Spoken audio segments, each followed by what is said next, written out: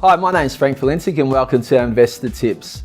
At the start of every year, I'm always asked about my predictions for the property market, and the property market is made up of many different sub-markets. So I'll look at some of the predictions there I see for different parts of the market. So firstly, the housing sector. I think the housing sector will continue to be the strongest sector. There's strong demand for family homes, and I think we'll see the capital growth in those suburbs with good housing probably being around the 5 to 15% mark. We're not going to see the same growth we saw last year. Some suburbs went up 20 to 40%. I think there will be a better buying opportunity there for buyers this year in that market. In the apartment market, it has been very slow. It's been subdued in the last few years. But we saw a bit of a comeback late last year with the first home buyers jumping in and buying more apartments and units. I think that will continue this year.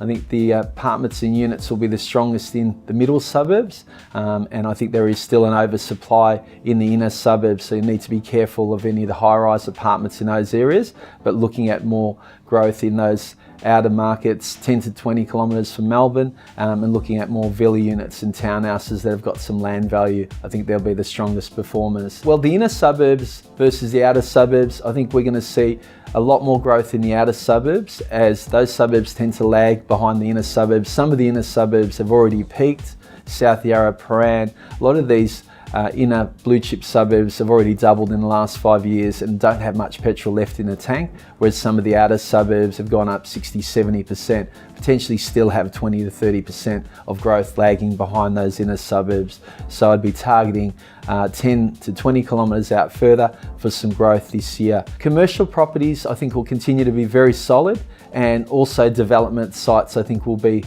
much in demand. We saw last year 5 to 6 bidders at most of those auctions, a lot of demand from overseas Chinese buyers, I think mopping up about 40% of those property purchases. So I think they're going to continue to be solid. They can buy those properties without any foreign investor restrictions, and therefore they're very, very popular and will continue to be popular. Properties and houses with development potential will be the big winners this year. I think they'll continue to be in demand. I think first home buyers will make a comeback again this year. They're up to 18%. I wouldn't be surprised to see them hit over 20%. And I think investors are slowly coming back. I think they've got their heads around the new APRA lending laws and the tighter lending practices.